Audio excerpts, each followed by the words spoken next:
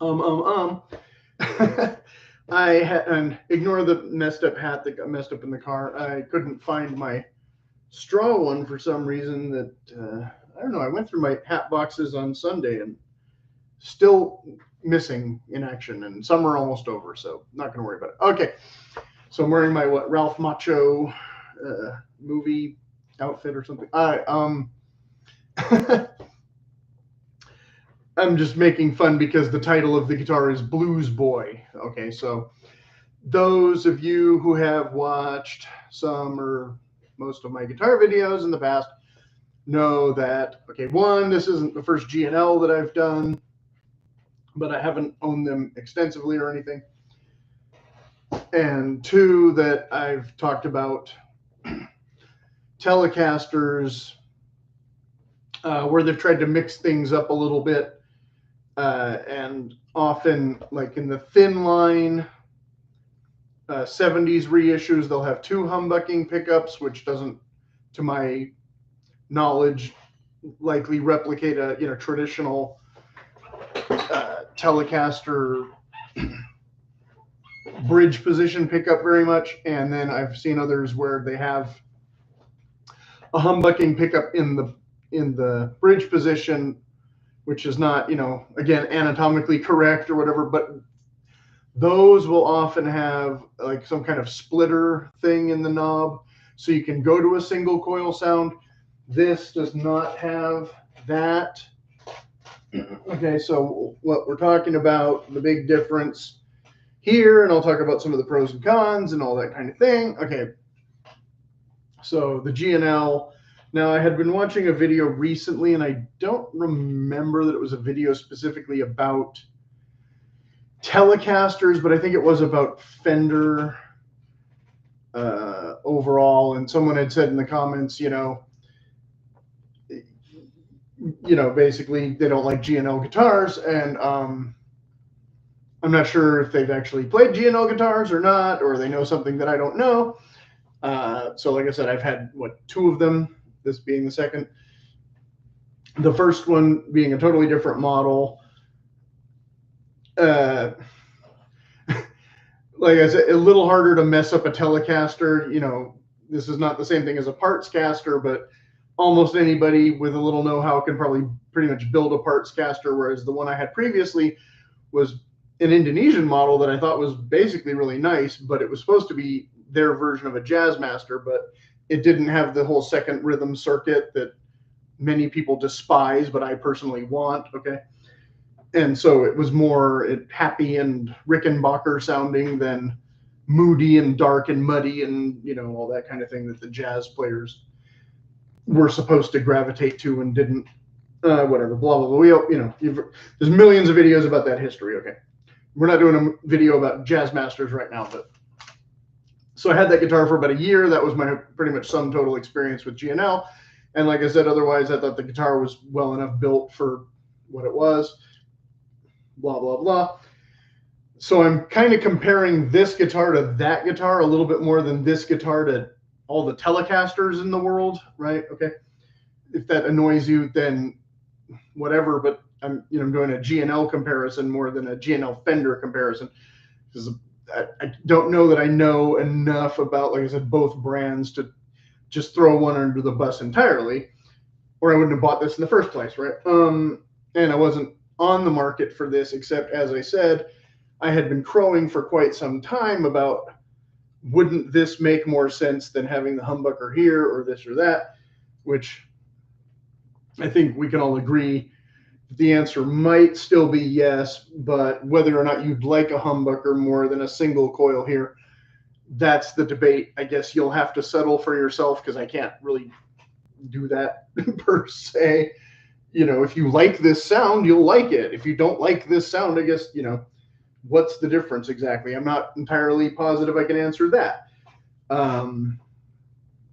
Obviously, the point of a humbucker is noise reduction, so we can get into that in a minute. But of course, I'm not playing live. I'm mostly amusing myself, so I'm not as worried as much about feedback and that kind of thing. I don't know how much it was kind of funny because when I went to look at specs and things about the actual guitar, there was an article based on another article, an interview with Reverb, in which Slash shares his philosophy for buying guitars. He says you only really need one good one and you are set for life. I don't know if this is the good enough one, you know. And while you should expect to pay a certain premium for quality, he cautions against throwing cash at an instrument just because of the name on the headstock. So again, brand less people have heard of, right? Or the year it was made. Well, I'm pretty sure this was made pretty recently. I don't know. But it didn't come with a case or anything like that because it was still listed as used, even though I'm pretty sure this was not used. If it is some defect model or some other thing, I don't know. And it was a little pricey, maybe for what I kind of wanted to spend on a guitar that I wasn't necessarily on the market for, except for as almost a curiosity at this point, because I just got 2 Telecasters recently, and I just did 2 videos about 2 Telecasters. But when I saw it, I was kind of like, well, it looks cool. I like the look of it. It's got the thing that the other ones don't have that I'm curious about.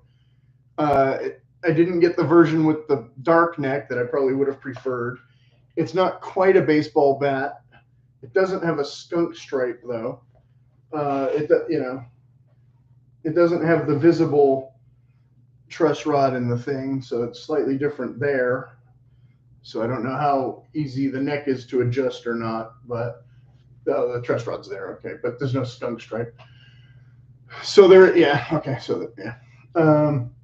Yeah, I haven't had a ton of time to spend with this guitar yet at all because I just got those other couple that I didn't even really get to spend much time with yet either. But let's read more of this article before we get into the specs and things. Spending too much money for something that is absolutely not worth it, he says. There's a line there that you can cross where you are just spending money for the sake of the name or the label or whatever it is. So I figured you have to spend a little bit of money for quality, but you don't have to spend exorbitant amounts for it. Well, yeah, again, though, when you're getting more into custom shop stuff, I'm assuming this is a lacquer finish, same as a Fender Pro now. Fender Pro is not going to have a nitro finish either. You have to spend more. So some guys will say that that's absolutely the only thing they'll play. I guess they age more gracefully. They maybe handle damage better, as I said in the last video, where we were talking about Fender budgets and levels and things.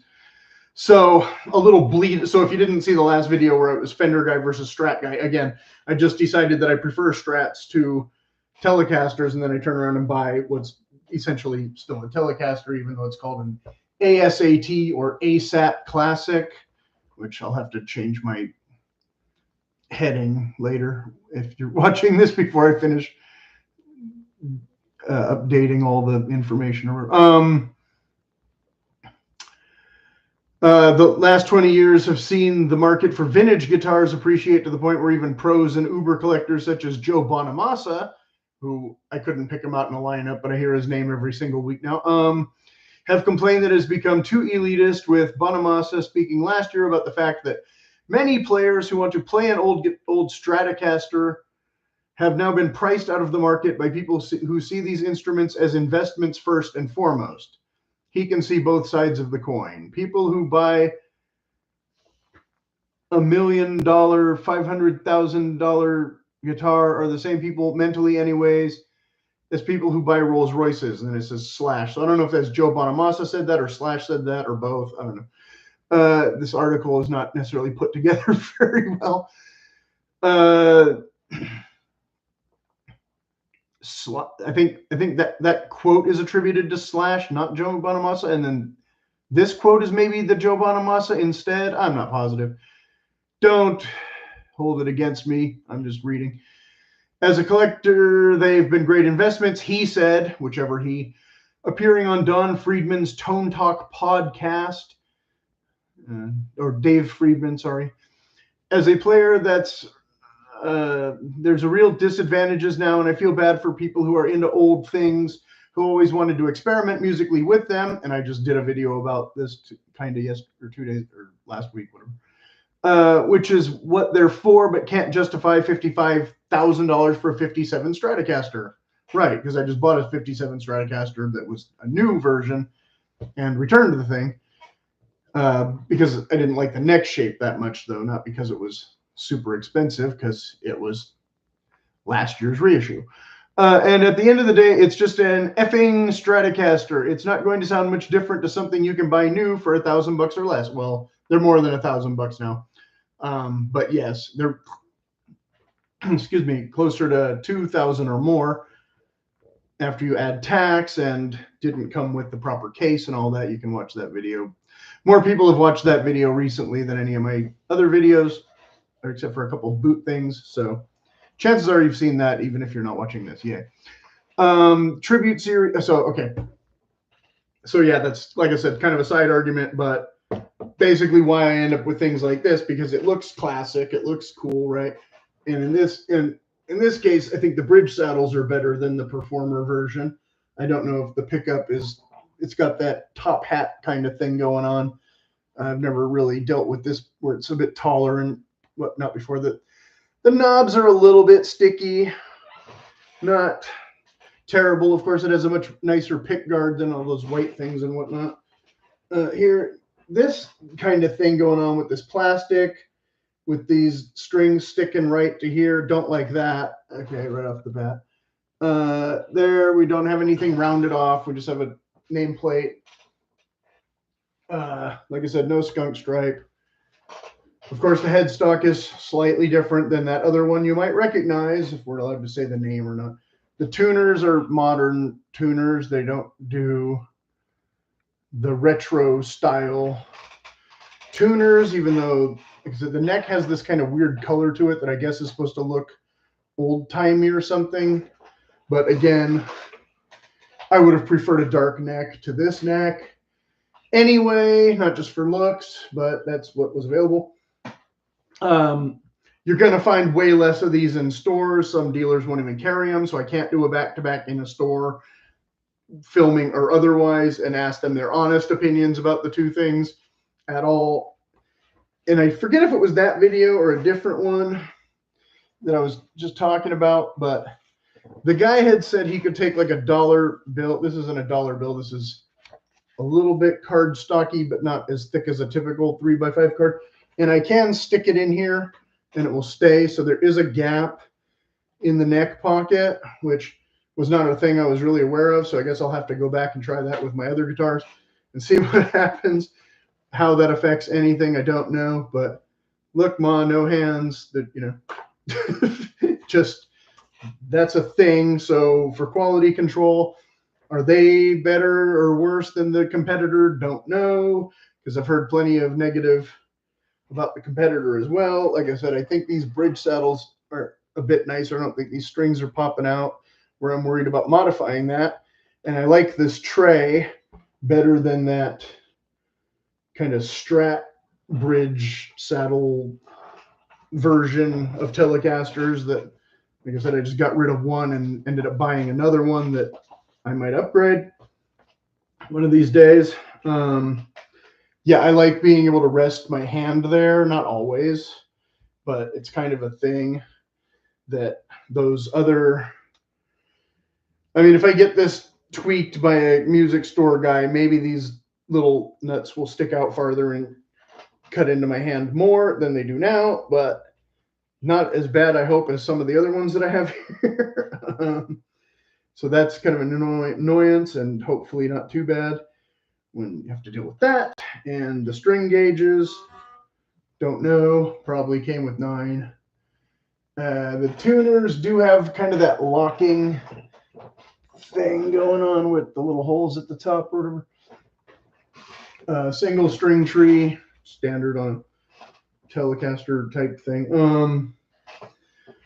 So let's read here. More reading. Tribute Series ASAT Classic. Leo's final word on the traditional single cutaway bolt-on axe, framed in a classic. Now, this is not the Fullerton version. This is the regular version that I'm reading, and then the Fullerton bit is next. Okay. But I figure anything they say about the Indonesian version will be pretty much the same about this version. So I'll read that first. Framed in a classic boxed steel bridge, the single coil magnetic field design bridge pickup created by Leo Fender's, it looks like a typo there, shouldn't be plural or whatever, delivers crisp attack with complex harmonics, while individual brass saddles offer modern levels of intonation refinement. Right, like I said, that looks good to me. Flip to the single coil MFD neck pickup. Does that mean modified? I'm not really sure. Or made in MFD. You'll discover a delectably rich tonal palette. Like I said, that kind of made the other version of this sound appealing. There was a red one that I didn't get because, like I said, I saw this one, and for the price, I figured, well, might as well get the more expensive one than the less expensive one and see. Maybe that's backwards. Maybe most people would have bought the less expensive guitar and then decided if they wanted to upgrade. But like I said, I already have a Telecaster that cost more than a $500 or $600 not Telecaster. So we're trying to upgrade, not just buy the same thing we already just got rid of 4 months ago or whatever. Switch to the pickup and you'll discover a delectably rich tonal palette from round, clean jazz tones to thick, gritty blues. Put them together and you'll find a whole another level of heaven. Okay, more kind of awkward grammar there. The Tribute Series ASAT Classic is dripping with Leo mojo at a price attainable for every working musician. Well, like I said, yeah, they're $500 or $600. Not terrible. Once you play a G&L Tribute Series, you'll never look back. So like I said, yeah, that was the model I didn't get, which, like I said, is probably pretty comparable. Maybe slightly better sound than the MIM that I had. Don't know. Like I said, I already got 2 American-built things, so getting an Indonesian one for less money was just like, okay, well, I'm sure it's an Indonesian guitar. There's probably nothing wrong with it, but like I said, let's see what's deluxe about the Deluxe. I'm not sure. First thing off the bat that I didn't mention yet, it's way heavier. Oh, yeah. This is probably the heaviest guitar I've held. It might be heavier than the Les Paul. So I'm annoyed with that. Like I said, don't have the nitro. I'm pretty sure this is lacquer finish, so don't have that. So as far as Deluxe, yeah, your results may vary. Does it look nice? Yeah, like I said, it looks cool. I don't think that's the issue. The neck is pretty satiny. It's a little bit thicker, especially down here, but it's thinner here. So it's not quite a true baseball bat. I don't know how much thicker a baseball bat is overall, but a bit. So it's not a total 50s neck. Let's see. Tribute Series Classic Bluesboy, and then this is also the Indonesian version. Factory modded version of Leo's Final Word on the traditional single. Okay, that says the exact same thing. Okay, but now it says, for players looking for the unmistakable warmth of a classic humbucker in the next position, the Bluesboy delivers with a well-balanced pairing of a G&L alnico humbucker and a single coil G&L magnetic field design bridge pickup designed by Leo Fender. Framed in a classic box steel bridge. Delivers crisp MFD bridge pickup, delivers crisp attack with complex harmonics, while individual brass saddles, okay, same thing, intonation refinement. Flip to the neck bucker and you'll discover all the charismatic warmth you could ask for. Put them together and you'll find yourself immersed in exploring the limits of this guitar's surprising versatility. The Tribute Series Bluesboy, ASAT Classic Bluesboy is dripping with mojo at a price attainable for every working musician. Once you play a G&L Tribute, you'll never look back. Again, that being the Indonesian version. And again, we'll do some sound samples in a little bit. Don't count on this amplifier and this microphone to adequately show that. I do notice that it seems like there's a lot of that country high tony thing going on, and definitely a lot of bass in the neck position. But in the middle, I would say you can get pretty good amount of jazzy tones and still switch reasonably quickly to the more twangy thing. So, okay, we're, you know, from what little I've played it, like I said, I barely, um, more or less, whether or not, again, you'll like that sound, you know, don't know. That's your thing. Like I said, if you can get 2 or 3 things at a time, like I said, finding them at the store is a little harder. Buying them and then returning them is kind of usually the way you have to go. You know, pick up 3 and take back 1 or 2, kind of. Excuse me. So in the Deluxe, we have the first sentence is the same.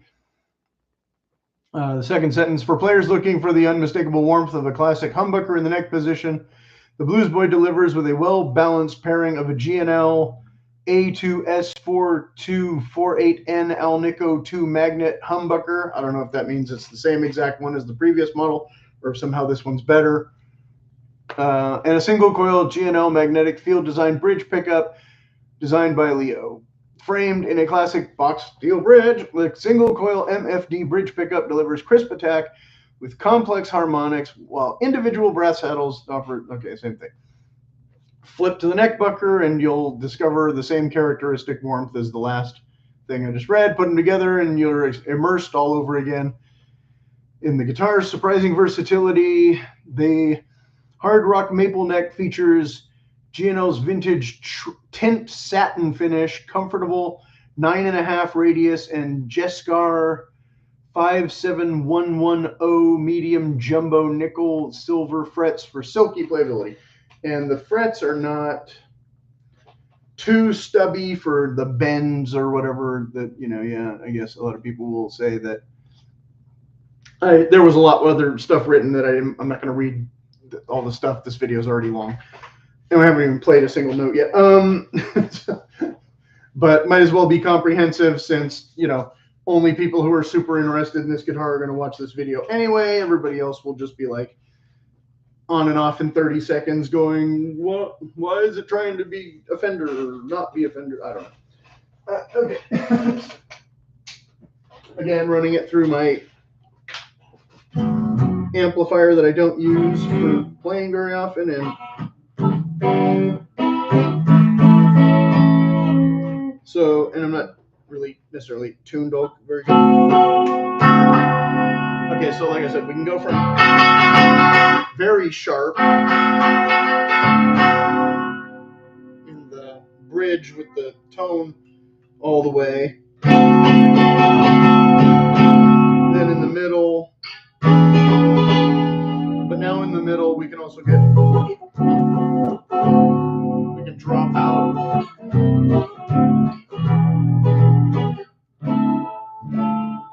Drop out a lot more of that high tone.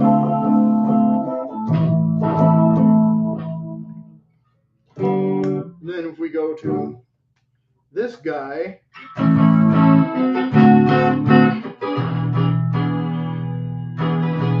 we're still getting a decent amount of tone, or high tone. And I don't know if all the bass is coming through there, because like I said, this microphone is horrible.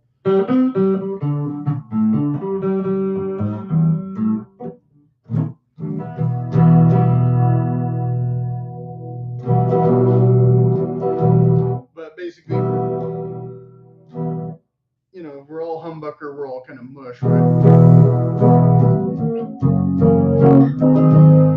So if I put back in a little bit of tone.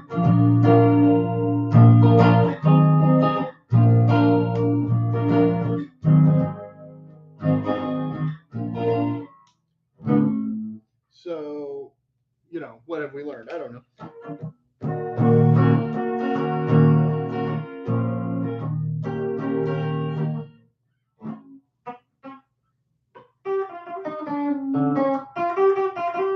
So it's not automatically just super sharp in the bridge, but like I said, it gets there very quickly if you go too far.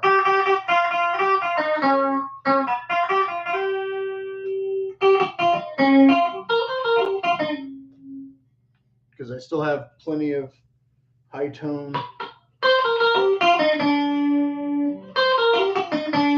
Even in the middle, but I'm trying to play and twiddle knobs at the same time. And when I say play, I mean in the not trying to imitate any songs or anything kind of sense of the word. So I'm kind of intentionally not playing it, too much that you might.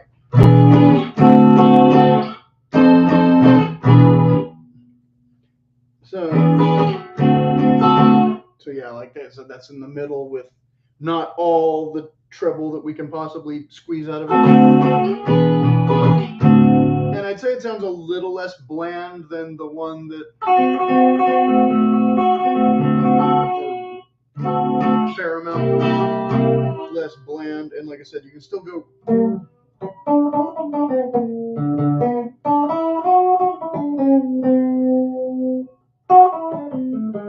fairly jazzy in the middle without going total pillow. But I don't know how jazzy the neck is per se. Or that warmth. Is that warm enough? I don't know.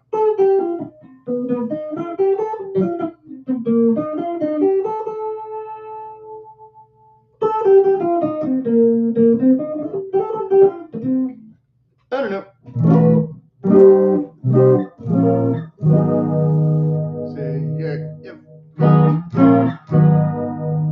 See, I don't necessarily want all that cushion.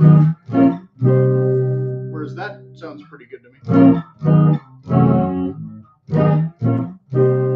So, not the greatest sound samples, but a pretty long video. And like I said, you'll have to kind of make up your own mind. And like I said, not a one-to-one comparison because I don't know how I would necessarily be able to do that with the quirky things that I do or don't want. So that's up to you. And if there's any questions, as always, you can put them in the comments.